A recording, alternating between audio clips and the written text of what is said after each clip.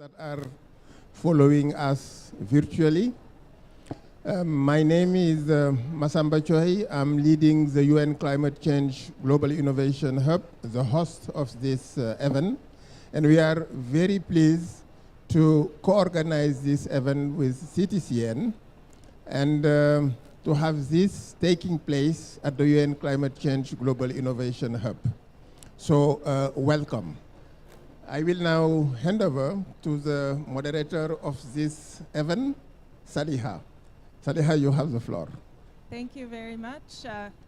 Good morning, everyone. It is a pleasure to be here and to see you all. I am Saliha Dobardzic, and it is my privilege to moderate this event today. I'm with the Innovation Program at the Adaptation Fund. The Adaptation Fund, as you may know, is supporting 139 projects in 101 countries, close to half of which are either in SIDS or LDCs or both, benefiting over 38 million people, having preserved 608,580 hectares and restored 162,275 meters of coastline, having committed to date nearly $1 billion in funding. And as you know, the title of today's event is Accelerating Climate Change Adaptation Action Through Innovation. And today we will try to unpack that a little bit to understand exactly what that means to us and our partners. So as you may know, innovation has been a rapidly growing area of support for the Adaptation Fund. And over the last several years, we have established the Innovation Facility, opened a number of funding opportunities that now have been accessed and are continued to be accessed by a growing number of partners, some of whom are our implementing entities, including a number of national implementing entities using direct access, and some of whom are working with our implementing entities in order to better source innovations from a wide range of innovators. And so with that, I'm very pleased to have an amazing, I think, panel today. We have a few panelists today, but let me start with the first round. I am going to give the floor to the head of the Adaptation Fund, Mr. Mikko Ollikainen, to make an introductory remarks to this event. Thank you. Thank you, Saliha, and good morning, colleagues. We're really pleased to organize this event together with our partners, the UNDP and UNEP-CTCN, and thank you so much for coming and joining us today. Since the Adaptation Fund was established, it's been supporting country-driven, impactful, concrete adaptation action through direct access wherever possible. The Adaptation Fund has been offering countries additional avenues to help meet the adaptation finance needs, such as doubling the amount of money that countries can access through single country projects from $10 million to $20 million last year, doubling the number of national implementing entities that countries can have accredited, and offering additional grants beyond this regular country project funding. And these include regional projects, that's multi-country projects, and new funding windows that have emerged in the past few years, including scaling up projects, innovation, learning, and enhanced direct access grants. Since the Adaptation Fund has been formally serving the Paris Agreement since 2019, it's greatly expanded its opportunities for countries continuing to adapt to countries' needs. The time to innovate is really now, and the Fund Innovation Facility that has born out of the Fund's first medium-term strategy for the last 5 years has been offering a suite of funding opportunities that makes the program especially beneficial to diverse stakeholders with the aim of ultimately benefiting communities and ecosystems impacted by climate change. The Adaptation Fund Innovation Program is open to a number of themes. The list of sectors that can be found on our website is already quite long, and importantly, it's non-exhaustive, it continues growing. the kinds of proposals that the Adaptation Fund has been receiving are reflective of this. They address very different problems in different sectors. The funding opportunities offered include innovation funding for single country or regional projects of up to $5 million to all types of implementing entities, and smaller grants of up to $250,000 for national implementing entities accredited with the fund. The AFCIA, or the Adaptation Fund Climate Innovation Accelerator, is the third funding window under the innovation facility. Announced by the Adaptation Fund at COP25 in Madrid 3 years ago, and launched in November 2020 by the Adaptation Fund together with our partners UNDP and UNEP-CTCN. This event is especially timely as it presents an opportunity to share some of the on-the-ground experience by our partners from the implementation of this flagship program. The AFCIA partnership with the UNEP-CTCN and UNEP is unique because it offers small grants reaching a wider range of stakeholders that are not accredited with the fund. These include beneficiaries in vulnerable countries, including local governments, NGOs, youth entrepreneurs, and the private sector. Our board just approved a new medium-term strategy for the next 5 years, and this year it will build on the fund's strengths and strategic pillar on innovation. More opportunities are being offered in the area of innovation, for example, to a broader range of stakeholders. And we're also broadening our knowledge in a wide range of areas across adaptation, such as in gender, youth engagement, climate finance access, locally led adaptation, and others, and we want to continue to build on that. I can't resist to just share a few examples of our really interesting and innovative projects that we're funding, although I'm sure we'll hear more from our partners in the next interventions. One is solar-based irrigation for women's empowerment, titled Pay As You Irrigate, as a means of water management and food security in Mozambique.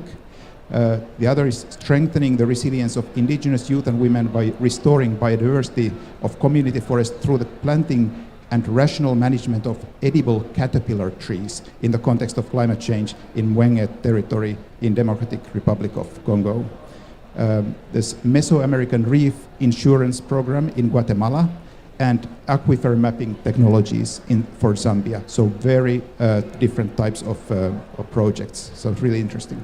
We think there is hope that as the portfolio grows, it will be more diverse, not less diverse. But it's again up to the countries, since we're a country-driven fund and we respond to countries' priorities. As the focus of COP27 is on implementation of projects and enhanced resources for adaptation, we are pleased once again to hear from our partners of the AFCIA program the best practices emerging from this essentially locally led program, as well as lessons for improvement and opportunities for transformational impact. Thank you very much. Thank you, Mikko, for those remarks. And indeed, we were going to turn to our partners in the Adaptation Fund Climate Innovation Accelerator. First off, we have Ms. Srilata Kammila, head of the Climate Change Adaptation Unit at UNDP's Nature, Climate and Energy Unit. So, Srilata, what are the gaps in climate change adaptation innovation and facilitating local level action? Sure. Should I stay here? Do you want me to just stay here or go up there? Okay. No, firstly, again, thank you. It's such a privilege to be part of this panel, and it's really refreshing because there's so many conversations with negotiations going on, technical discussions going on. It's great to spend a bit of time first reminding ourselves of why adaptation and for whom. And so I think this panel is about those it's both about the ground truthing of the purpose of our work and why we exist, and also really to celebrate some of the innovations that are happening locally. And really, as we all know and we say, adaptation is local. So I think it's fantastic, and we're very happy to, and proud partners, and we thank Adaptation Fund, our partnership with UNEP-CTCN, for being on this journey. And if I may just step back before answering the GAP's question in terms of our work on innovation. Again, this word innovation, I just want to make sure we understand that when we talk about innovation, especially putting local actors, communities at the center of adaptation, it can take a lot of shapes and forms, and it could be, innovation in technology, a business model, behavioral change and practice. But I also wanted to highlight for us at UNDP, over the last decade and a half of working on adaptation, by and large through projects and through helping countries access finance, even in those settings, we have been promoting policy innovation, technology, and business models. And I just wanted to highlight a couple, because it's also important to think about the enabling environment can come in different shapes or form around policy or technology or financing. So for instance, a project in Thailand, we're supporting the government in really scaling up sustainable agriculture through the use of Internet of Things and the new technologies emerging out of that space. In Cuba, a policy innovation is cross-sectoral coastal planning, which is new for the country. So often innovation is about shifting the paradigm from what is business as usual to something else that's innovative in that context. In Mongolia, we're working with herders, and actually with blockchain technology and building their capacities to think about, sort of the source to market and what does that look like to really take these innovations to scale while putting those communities at the heart of it. And now, coming back to the AFCIA, the Climate Innovation Accelerator, again, we're really thrilled for the support we have from Adaptation Fund and the generous co-financing European Commission has offered, a 10 million on top up. And through this, again, the innovation that we are as partners promoting, for us, it has been, again, about civil society organizations, women and youth, local actors, really looking at, besides the project approach I talked about, really looking at enterprise-based approach. And I use that phrase broadly, not to mean just private sector, but an enterprise-based model to take innovations to scale. And it's amazing, it's about a 2.2 million funding that has been dispersed so far in the last few months, and supported about 22 grantees from across 19 countries. With this initial phase, we're aiming to, these ideas will benefit around 175,000 people. More than a third of them are women, and around 2,200 hectares of land either brought into sort of sustainable agroforestry or regenerative agriculture. So I wanted to also share that for us at UNDP, the work with Adaptation Fund has also paved the way for what we launched last year at the Gobeshna conference, very much tied to the locally led adaptation work. And it's a platform we launched called the Adaptation Innovation Marketplace. And it's an architecture basically launched with partners like ECAD, LDC's University Consortium, Global Resilience Partnership, and Climate Kick, and to really think about pillars around sourcing ideas, financing that can be channeled locally to these ideas, an ecosystem of technical mentoring, investor mentoring, and then finally a knowledge and peer-to-peer exchange. And it's really through the support of Adaptation Fund and EC-EU coming in after, we were able to instantiate, if you will, this architecture. And now based on this architecture, we have JEF funding, we are working on innovation in fragility and conflict contexts. Because we often forget that, especially in those kinds of models, decentralized work and going to this question of gaps, it is about having some decentralized, devolved financing and decision making to where the local actors are. And I want to end by sharing a few examples from the Adaptation Fund and the AFCIA work. One of which, Mikko, you mentioned in DRC. There's a project in Uganda. We're supporting entrepreneurs to really look at some CSOs actually to look at aquaponics, and they've already in the last 6 months of implementation shared around 1,000+ units that have been sold.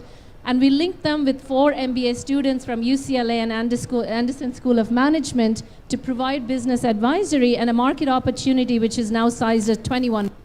So again, fantastic results with the AF funding already. We also have projects in Brazil working on with indigenous communities and entrepreneurs around acai berries. 150 hectares. I think I'm losing the voice. It's okay. So in Cambodia, women, around 40 women entrepreneurs, they've sold $2,600 of income earned for a ton of crickets as an alternative and adaptive food source in what's becoming a food insecure area. So I'll stop and just to say that we really look forward and invite partners to really showcase and come and join the Leadership Adaptation Fund, EU, others, UNEP and CTCN have shown, because this is really where the communities, the local actors, indigenous people, they are immersed in their socio-cultural, ecological context, and I think they can be the agents of change to transform their own reality, their own context, and this is, for me, I think we're very, very proud of this partnership, and we definitely invite others to join it. Thank you. Thank you, Srilata. Thank you so much for these encouraging words. I would love to respond with some reflections of my own, but we do not have time. So I have the pleasure of handing the word over to Mr. Rajiv Garg, who is the Regional Manager for Africa, West Asia, and what is this? Sorry. Go ahead and say it. Of the Climate Technology Center and Network. Could you speak a little bit about what are the key successes, lessons, and opportunities that are coming out of the AFCIA program from your perspective? Thank you. Well, the AFCIA project in specific and the climate change adaptation technical assistance delivered by the CTCN had provided a number of lessons, and they could be interrelated. Means, first of all, specifically talking about the Adaptation Fund project, means we found that there is a large appetite among the countries to receive requests for technical assistance. Means the size which we are working at now is small. We received more than 400 applications, and we are just doing 25 of them. Definitely there was a need to reach out to the countries to spread this awareness about this facility available to them, and that really increased the size of response which we have got. But the one thing which is very glaring is still the country needs lots of capacity, specifically the LDCs and the other countries. They need a lot of capacity on how to articulate the request so that it meets the requirement and it focuses on actually what they want. Means more than the technology, means they know that this is the problem, but how to articulate that problem so that a kind of a response fits to it. And a lot of capacity is needed on that, and lots of hand-holding is needed on that, even in countries which have NIEs or which don't have NIEs, but they have their focal points. A lot of hand-holding is required. And this would help in early identification of technologies, and therefore it would lead to a better solution.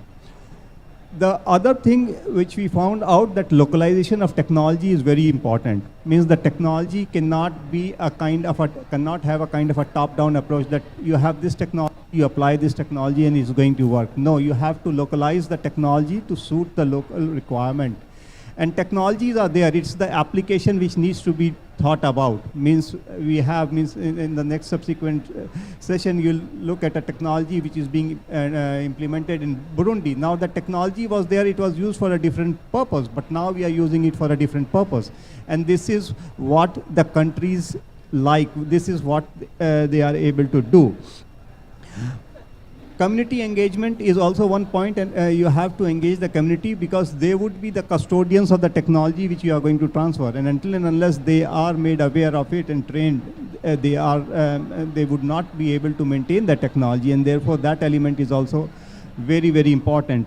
But all these things point out that there has to be a kind of innovation system within the government, a kind of a system of innovation within the government which can keep on which can keep on trying to move forward with new technologies, and it's not always that someone from outside comes, points out the technologies and go away, but there has to be a kind of a national system within the government which would wherein entrepreneurs are focusing on developing new applications. So this also is a very important lesson learned. And I'll give you just examples in 30 seconds. What this AFCIA project also brought to our attention, that it's very easy to say a technology, and this is an innovative technology. I'll give you an example. We were working in Eswatini. And in Eswatini, we said that, okay, why don't we use drones for adaptation planning, for planning and crop monitoring and things like that. And everyone was very excited. The Disaster Management Authority was very excited. And we said, okay, let's bring drones. But the first barrier which we found was that if you take drones and it's a fixed wing drones, you are not allowed to import. Then who is a trained pilot over there? Then who is going to cover for the risk and the insurance? Suppose there is some malfunction and it fails and falls down on certain houses. Who is going to take care of that? And these are all logical and justified questions. So when we are trying to implement a technology, we have to also see the surrounding environment, the enabling conditions which are there. And until and unless we are not able to adjust and solve correct the enabling conditions, your technology is going to work just for 2 days. And then it would be junked out. And this is what the CTCN does, and in future we are planning to do. We have developed a new program of work, and this program of work focuses on largely 2 aspects: on using national systems of innovation, developing national systems of innovation, and use of digital technologies in 5 transformative areas, and one of them is building an infrastructure. We have 4 others, which water, food, energy nexus, and things like that. The example Mikko was giving on pay-as-you-irrigate model and things like that is part of the adaptation funded project which the CTCN is targeting. CTCN and this program of work we found has quite similarities and complementariness with the medium-term strategy of the Adaptation Fund. We look forward to continue working with the Adaptation Fund in these areas of technologies and try to build up businesses and markets and also aggregate market so as to provide more private sector engagement. Thank you. Thank you very much. Thank you, Rajiv, and actually maybe another round of applause for this panel. We will let them go on to their next engagements if they need to. Appreciate the warm words about AFCIA and other work that you have been doing, supporting innovation and adaptation. And now we're going to hear from some beneficiaries of AFCIA. So we would like to invite actually our remaining in-person panelists. We are also supposed to have a couple of virtual panelists as well, who hopefully will be able to join. And with the scarcity of time in mind, I think I'm going to just move right into the next segment where AFCIA grantees get to share their perspectives. And specifically, I would like to ask Mr. Lievin Ndayizeye, who is the designated authority of the Adaptation Fund for Burundi, to, in 3 minutes, very, very quickly, share his insights about the technology solution that is showing a tremendous potential for scaling up in Burundi. So without further ado, the floor is yours. Thank you very much. I'm Lievin from Burundi. I'm just going to share something about the SLAMDAM.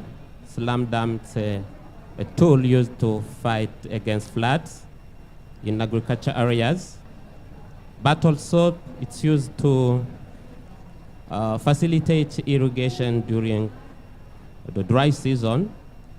It's a small grant that was got by a local NGO in collaboration with Zephyr Consulting from the Netherlands.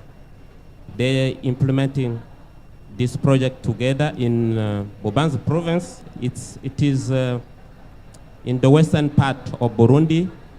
Well, normally we do have floods in the rainy season from the course of March up to the end of April. And also we have floods from October and up to December. This technology was of a great importance to the communities as it helped them to irrigate their crops, because, for example, for this year, it started raining late by November. Normally it starts raining by September, but due to the effects of climate change, it starts raining by November. During this period, the communities were using SLAMDAM to water their crops. And for this year, I think we expect floods during December. The SLAMDAM will be used to fight against floods, which normally destroy crops during the rainy season. Unfortunately, we don't have images. I invite Saleh to explain more, because he's the one who knows well the technology. He's the designer of the technology. Ourselves, we are the beneficiaries. Thus, I was just sharing how the technology was benefiting from the communities. Thank you very much. Thank you so much. Yeah. Thank you so much. Maybe Omar Saleh is from Zephyr Consulting and the implementer of the SLAMDAM in Burundi technology. Would you like to share a couple of words in a couple of minutes on the technology as well? I'll keep it brief, yeah. Thank you very much. Thank you, Olivia. Indeed, we did a project in Burundi. Actually, it was the first time that we did a project in Africa where we deployed SLAMDAM. The core function of SLAMDAM is actually to prevent flooding. It is a technology, it is a rubber dam that you fill with water. So very easily you have these rubber bags, you connect some hoses to them and a pump, and then you can fill it with water. And then in a matter of minutes you can build up a barrier that helps the community enhance resilience to flooding. Now, it was quite interesting that in the case of Burundi, they were using SLAMDAM perhaps more for irrigation purposes than for drought, but it was than for flooding. So, but actually it can cover both problems, flooding and drought. But I think this was one of the big benefits of the project, that we see that the local community, that they are able to deploy SLAMDAM themselves and give their own interpretation on how to help them. So I think for us, a terrific experience, and also thank you to CTCN and UNEP that we were able to implement this project, and happy that we could help the people of Burundi. Thank you. Great. Thank you. Thank you. Now I wonder if we could connect with our virtual presenter, Mr. Dipayan Day. Welcome. We would like to hear from you. We understand that you're a grantee from the AFCIA on the UNDP side. And please tell us about the project in India.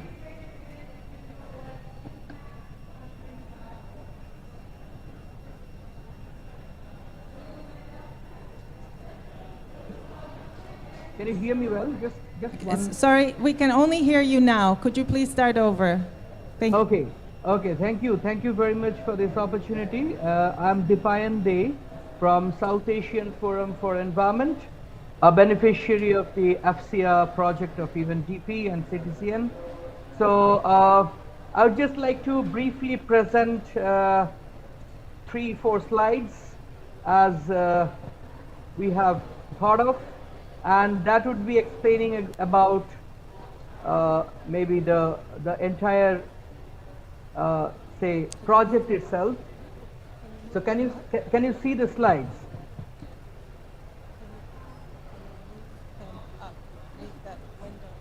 Can you see the slides? Yes, we can see the slides. Okay, great. Basically, what I'm going to present today is a project which is named as HEAL, Horticultural Entrepreneurship for an Adaptive Livelihood in Climate Vulnerable Areas. And this particular project was, say, presented the most innovative development, prize by the Global Development Network, but we were looking for a very wonderful opportunity to scale it up, to see the economy of scale, and we came across the AFCIA grant window, which was very befitting for us, and we really enjoyed applying to this, and it was basically for the innovators who could want to scale up the project. The entire project, rests on a very small and simple technology that has been used by the Bangladesh, agrarian communities for long. It's float firming, and we use this for areas which are inundated with saline water due to sea level rise or due to flood. And this was integrated with aquaculture, livestock, and apiary, that is apiculture. So when we approached the AFCIA project, we found that this is basically a platform where we can elevate this to a scale-up size, where we can see the economics more sustainably and can engage with the communities more beneficially. So the innovation was basically on the carbon advantages, because we were using regenerative agriculture on grow bags and using solar micro-irrigation, which had given us the benefits of the carbon advantage as well as the economic circularity. So community empowerment and financial inclusion for entrepreneurship was an integral part of this particular project. May I have the next slide, please? Yeah, so what we found is the entire program was based on women empowerment. We engaged the women farmers and fishers in this particular project. So they developed a land over the inundated areas in grow bags, and with the solar power, it was different world for them, where they learned the entrepreneurship. They usually use these platforms as their energy hubs for charging the mobiles or even discussing about the future business plans. The livelihood got augmented with production of honey, production of crab fattening was integral to that, and finally the holistic 360-degree sustainability could be ensured for these agrarian communities who are at climate risk. Next slide, please. We started to find that with the increase of the number of floats that we used under this particular program of AFCIA, as the number of floats increased, the profit volume ratio increased, and as well we found that the sustainability of the economic turnovers, that also came out to be beneficial for the beneficiaries. The risk was spreaded through a number of livelihood integrations like apiary, like fish farming, like crab fattening, and therefore in the climate vulnerability, especially after the pandemics, where the people were not having job, where the exodus of migratory laborers were happening. So there we found this to be a very important segment for livelihood security and as well for food security. So we could scale it up in Bangladesh to a small extent, and very soon we will be discussing this out with the Sri Lankan government, the environmental department of Sri Lankan government under the aegis of Asia Pacific Network, and the UNDP office would be assisting us if we can scale it up. It has an immense potential because it is of regenerative agriculture. I think wherever there is a crisis of land, water, or food, the whole nexus can be addressed with this particular innovation. Next slide, please. Maybe the last one. We are really very thankful to UNDP, AFCIA, Yeah, the last one. So that is basically our support for scaling it up, and we thank with full heart that this can come up as a very important solution at an entrepreneurship level. So look forward to that, and thank you very much for this opportunity. Thank you. Thank you, Dipayan, for this very interesting presentation of building resilience and through circular economy, no less. So fantastic. It's time to have a little bit of a discussion, and we would like to hear a bit now from a few interesting perspectives. We have here Marike van Staden, who is the director of ICLE's Carbon Climate Center. We also have Tambe Honorin Eno, who is the winner of CTCN Climate, who is not the winner of CTCN Climate Innovation Lab, my notes, but who has founded a youth-led organization, Africa Climate and Environment Foundation. That's correct? Okay, good. We got something right. And we also have Mr. Fahad Ifaz, the founder of eFarmer, democratizing agriculture financing and supply chain. First, I'm going to pass the word to Marike. Thank you for being with us. Please, could you share a little bit about innovation in the space of local and city governments and the role of their role in scaling up local action for innovative, transformation, adaptation, resilience. Thank you. Thank you very much, Saliha, and it's a pleasure to be here with all of you talking about really important topic. So first of all, I work for ICLE. It's a not-for-profit city and region network, and we work with cities in 125 countries in the world, dealing with sustainable development. And of course, adaptation is an absolute central part of this. Now, we are fragile people. We live in a fragile environment. You live in a city, in a town, in a rural area, and we do not know when climate change impacts will strike. So we need to be better prepared. We need to know what is most likely coming and understand the science. Now, local and regional governments, the role is changing from administering a territory to protecting their people, their infrastructure, their territory. And this poses very interesting challenges to us now. So we need to see innovation in approaches, innovation in the changing roles that are taking place, and innovation in finance, technology, and just thinking about things in a different way.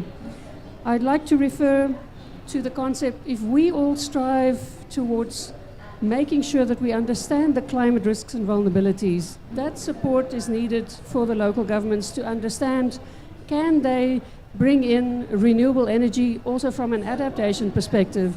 It's typically regarded as a mitigation action, but it is actually an adaptation and resilience action striving towards 100% renewable energy, that you make sure you have a stable local generation, decentralized generation.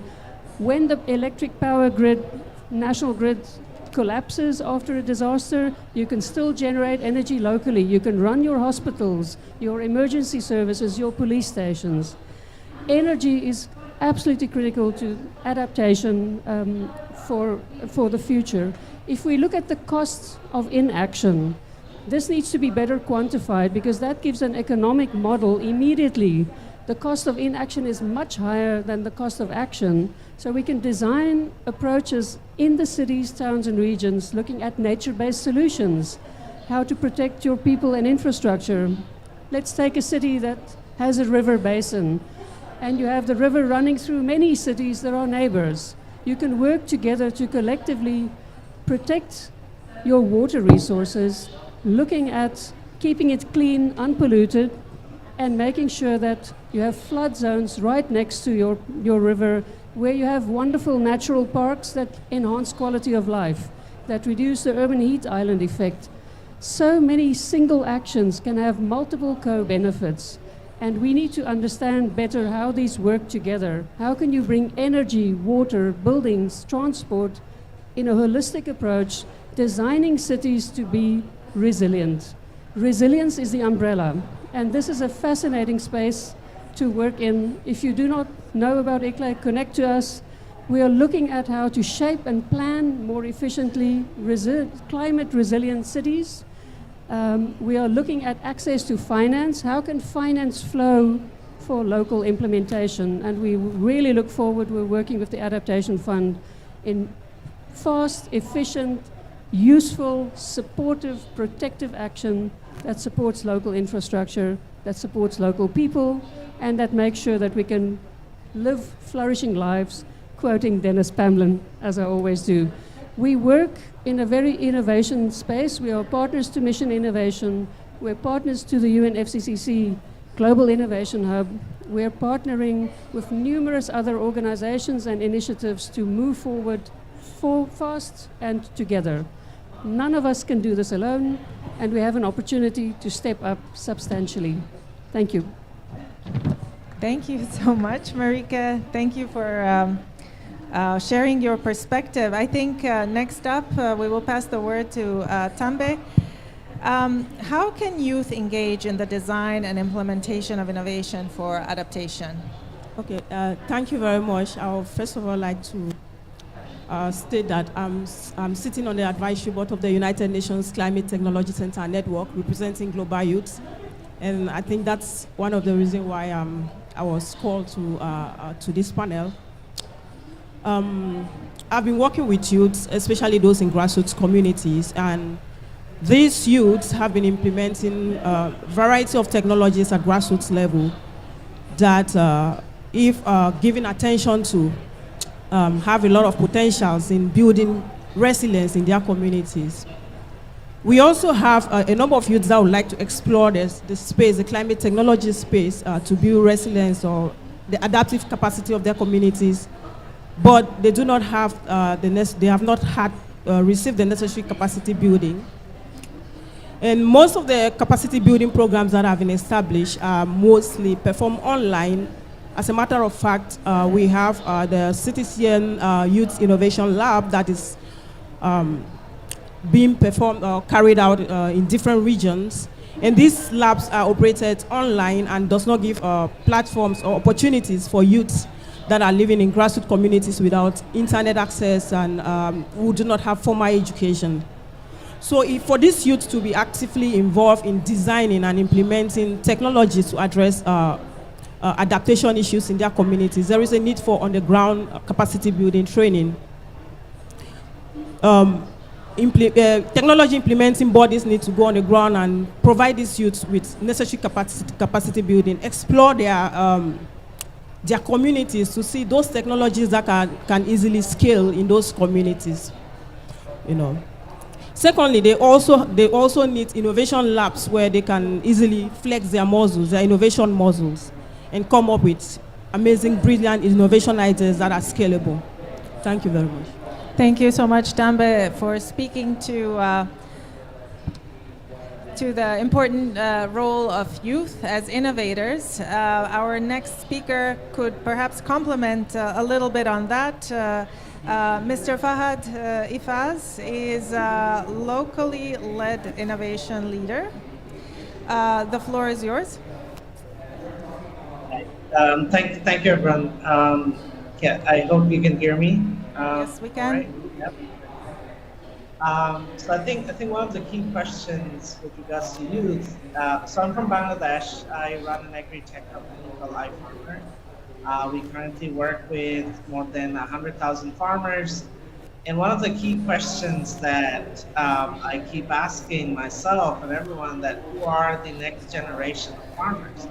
Because when I go and talk to the farmers, at least in Bangladesh, most of them, they don't really want their children to come into farming. The biggest reason is that there's a lot of unpredictability that is still there. The return on investment just does not make sense. So one of the key areas that we work on is to ensure that we are bringing in the right technology to reduce this unpredictability and to also help farmers to increase their return on investment. Now, when it's about unpredictability, that is where the whole climate adaptation part comes in. And we are working with satellite-based remote sensing, soil sensors, and a bunch of other stuff to ensure that farmers are able to reduce this unpredictableness, which can be managed in a way to provide farmers with weather alerts and all this. But most importantly, what we have seen, and I think this was discussed in the previous panel, the technology is out there, but it needs to be localized. And one of the key things we have seen, like when we work with soil sensors, these are really expensive instruments or devices when you have to bring them or import them from the US or some other part. But they can be locally designed. And again, this design is actually coming or designed by the youth. So that's the other part, that it's not just that the youth should be on the receiving, but they should also be part of the designing, of the design part of products and services that could help on climate adaptation. And that's what we are working on, trying to work on both sides. How can we bring more, how can we generate more interest from the youth to engage in agriculture, while how can we also work with the youth to design sustainable, innovative technologies that can help climate adaptation within the agriculture space. Thank you so much. We're having some technological challenges and difficulty understanding everything, but appreciate you joining us and look forward to hearing more from you in the future. With that, can I ask you for a round of applause for all our speakers so far, and then we can move on to some questions if there are any. Thank you. And actually, I'm going to pass the mic. I will join, and if there are questions for the Adaptation Fund Board Secretariat, I'll be happy to take them. I will pass the mic, and my colleague Alyssa Gomez, who is with the innovation program of the Adaptation Fund and has basically done most of the organizing for this session. Thank you, Alyssa. And with that, I'll also take a quick chance to thank our colleagues from the Innovation Hub, Masamba and Sylvia. Thank you so much for letting us use the space, and the crew over there. Appreciate all your support. It's not easy doing what you do. And CTCN partners who we jointly organize this with. So over to Alyssa, and she will be helping you pose your questions. Thank you.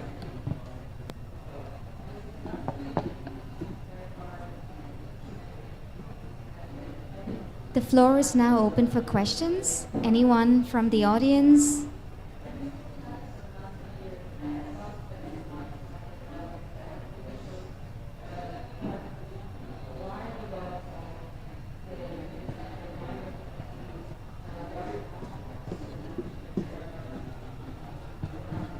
Hi, my name is Nicole Poindexter, and I lead a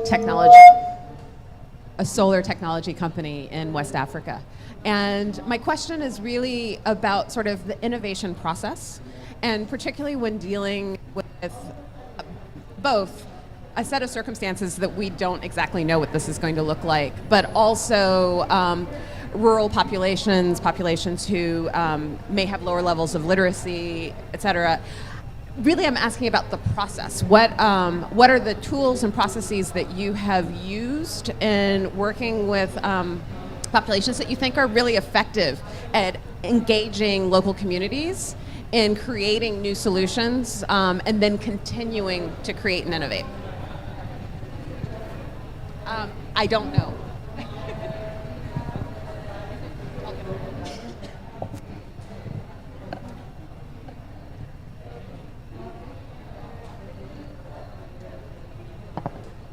Okay, thank you very much for that question. Actually, this is the gap that I noticed when I joined the CTCN advisory board, because there is nothing that has been put in place to actually address those challenges in typical rural communities that might have challenges relating to language and education and so on.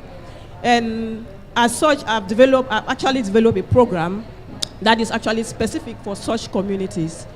It's the youth SMEs clinic that is going to introduce grassroots youths to climate technology. The CTCN will have to come down to those communities and actually provide capacity building, and they will have to work in partnership with youth-led organizations at grassroots level who understands the local languages of the people and the behavioral aspects of the people that can easily bridge the gap between the CTCN and those local communities. But one of the major challenges we've had so far is actually mobilizing resources for these, because the CTCN already has its program of work and member states only contribute based on the program of work. However, the CTCN is very much interested in implementing this program if the necessary resources are available. And therefore, I'm challenging the likes of Adaptation Fund and the UN Climate Innovation Hub to step in and provide the necessary resources so that such communities can also be covered. Thank you very much.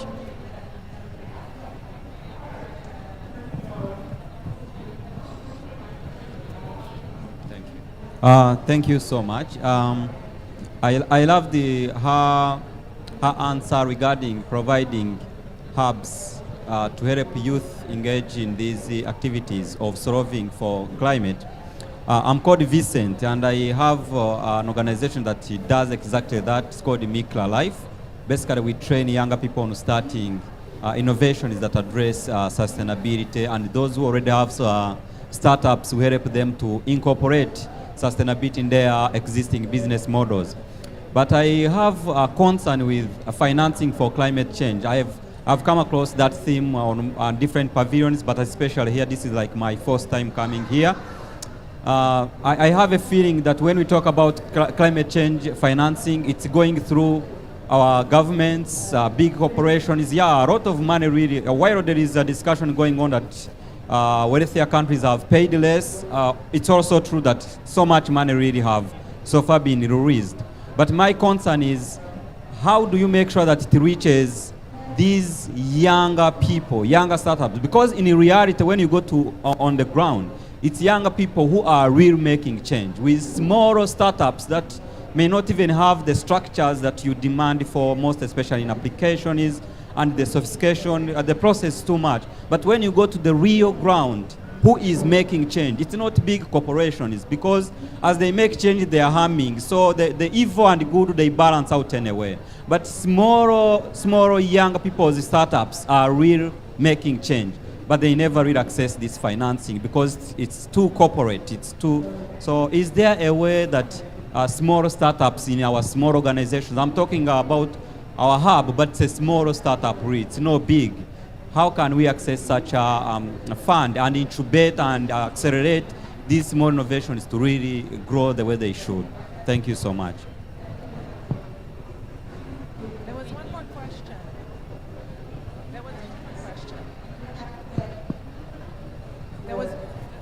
Was there one more question? Please raise your hand. I think there was one last question to take. No? Okay. Well, I think I can. Oh, there is one more question.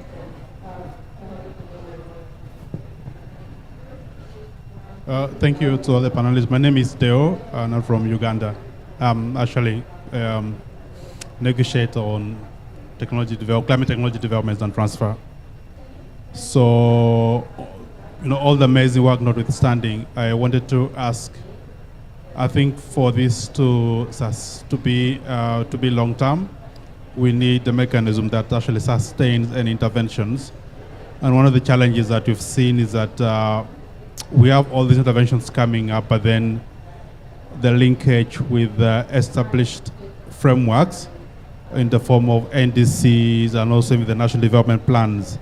How are we supporting the different countries or entities in those countries to ensure that whatever interventions we have in place in terms of promoting innovation, for example, you have a commitment, for example, in the NDC, because I see if you try to do a stock take of what's going on in every country, you realize that there's the linkage with what, for example, what the CTCN is doing, actual implementation. There is not commitment, for example, in the NDC or even the National Development Plan. So you find there is always that gap. So how we ensure that we support countries to always have these, to mainstream all the innovation, all the avenues that promote innovation. Yeah, thank you. Sure. Thank you.